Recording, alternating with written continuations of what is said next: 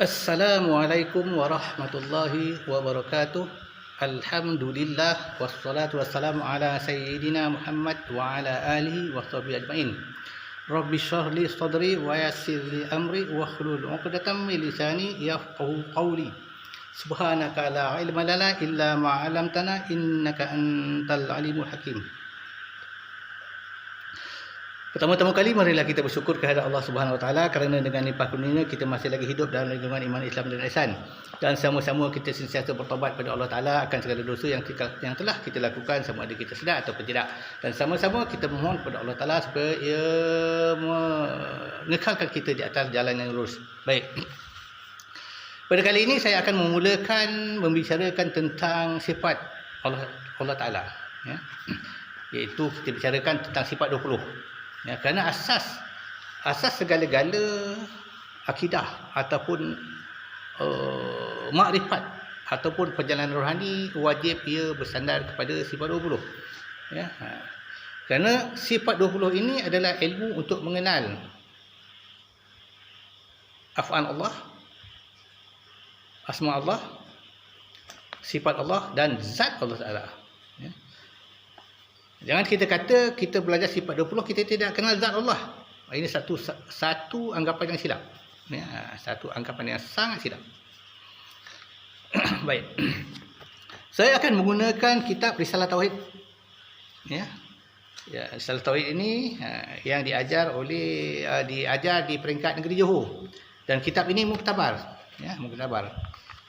Kitab ini sangat mudah, sangat ringkas. Sesiapa yang ingin mendalami ilmu tauhid boleh menggunakan kitab ini. Ya.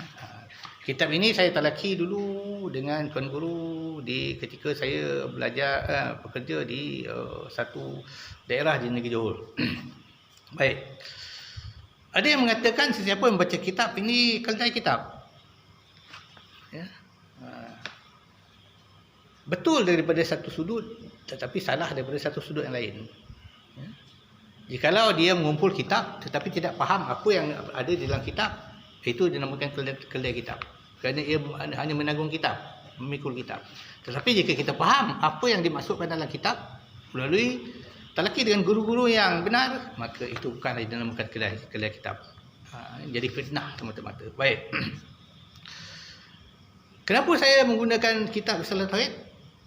Kerana kita tidak mahu nanti dikata orang kita memandai-mandai, bertambah-nambah. Bila kita berbicara disemak oleh orang di dalam kitab ini bersalahan. Jadi fitnah, ya. Baik. Jadi saya menjabarkan apa yang terkandung dalam kitab ini. Kerana ini adalah akidah. Akidah Ahlussunnah wal Jamaah, Ahlussunnah wal Jamaah Asy'ariyah, ya. Yang dinakalkan kemudian dituliskan di dalam kitab untuk kegunaan kita di masa ini. Ya. Baik. Kita bacakan, ya. Secara ringkas, ya. Saya tak akan bacakan secara ayat-ayat demi ayat. Ya. Kita menjimatkan masa, ya. Ilmu tauhid ni ada permulaan dia, ya. Ada maknanya, ada punca dia. Ya. Dinamakan sebagai mabadi. Mabadi. Itu bahasa Arab lah. Kita abaikan bahasa Arab yang susah-susah. Jadi kita gunakan bahasa Melayu yang mudah supaya kita mudah faham, ya. Punca ilmu tauhid tu, dia ada punca dia, ya. Dia ada 10 perkara punca ilmu tauhid tu, ya.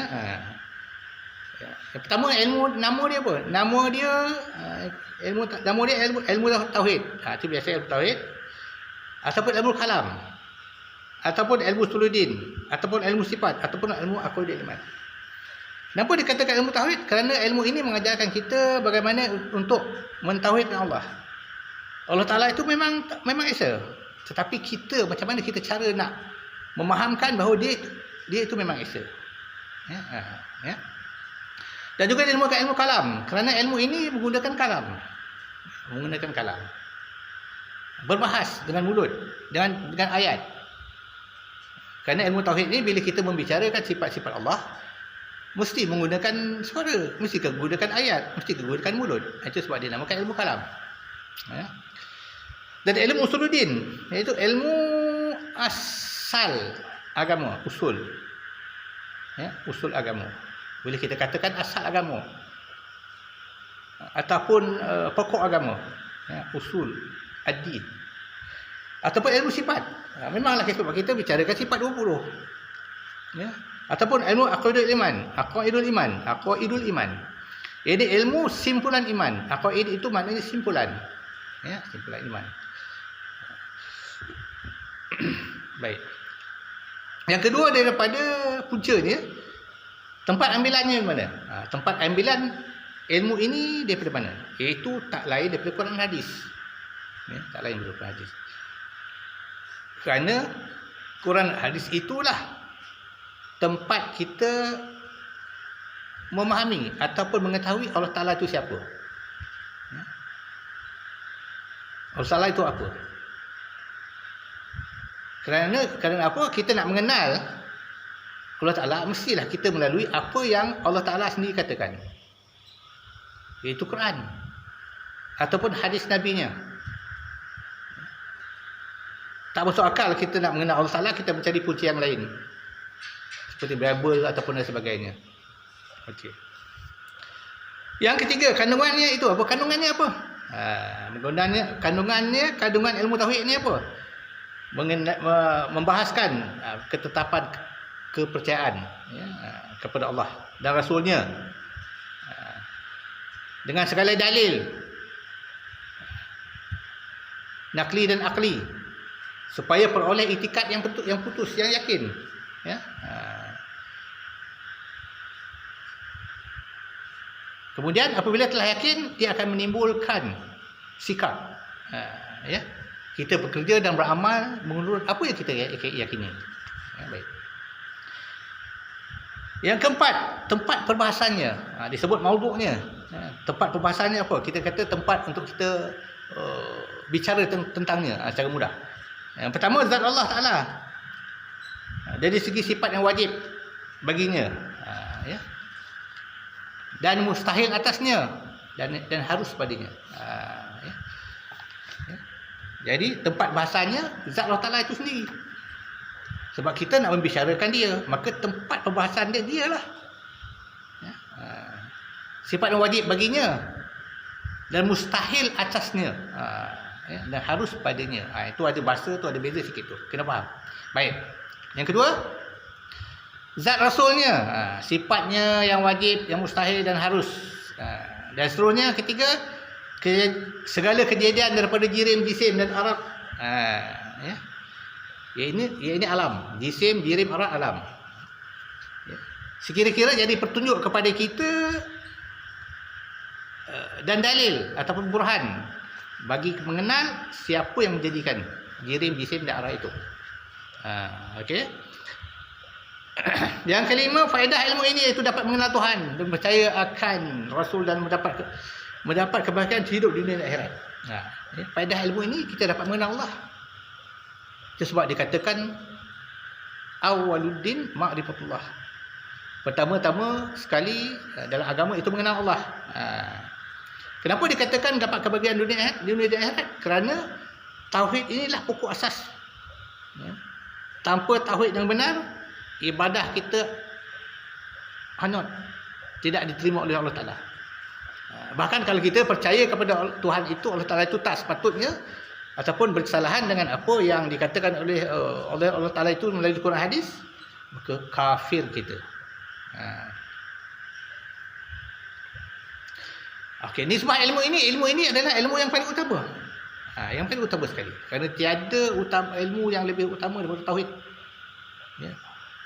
Kerana ilmu tauhid itu kita mengenal siapa pencipta kita.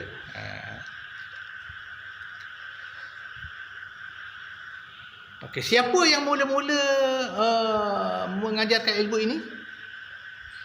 Asasnya yang mula-mula mengajar itu Rasulullah Nabi Muhammad. Kerana baginda lah yang menakalkan 20 sifat Allah, bahkan segala sifat-sifat kesempurnaan yang lain.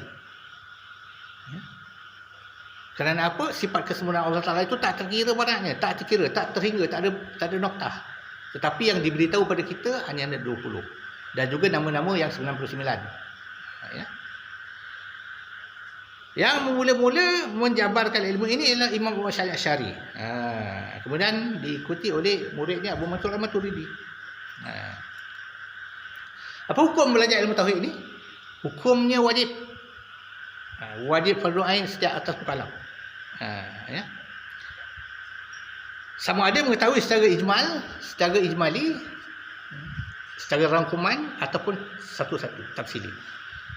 Contohnya kalau kita mengetahui secara rangkuman, kita mengatakan Allah Taala itu bersifat dengan segala sifat kesempurnaan. Wujud, qidam, baqa', muhalafatu ta'ala qiyamu ta'ala bi nafsihi. Lepas tu dengan segala nama-nama yang baik, kita yakin itu adalah sifat Allah yang maha sempurna. Sah imannya. Sah. Tetapi terlebih aula kita mengetahui secara tafsili, wujud itu apa, qidam itu apa. Ya, muhalafah itu apa. Ya. Kelebihan ilmu ini semulia-mulia ilmu. Sama-sama kita kata tadi, semulia ilmu yang diajarkan oleh Nabi SAW dan diajarkan oleh Imam Abu Hasan Asy'ari. Kerana apa? Kerana ia bersangkut dengan zat, sifat, asma' dan af'al Tuhan seru sekalian alam. Tiada Tuhan melainkan dia yang menguasai segala-galanya, yang mencipta segala-galanya. Itu sebab dikatakan semulia-mulia ilmu. Okay, baik, kita berhenti di sini dulu. Pada sidi yang akan datang kita akan masuk kepada kenyataan yang pertama, iaitu hukum akal. Kita akan masuk pada hukum akal. Jadi sekianlah dulu. Bila taufiq wal hidayah. Wassalamualaikum warahmatullahi wabarakatuh.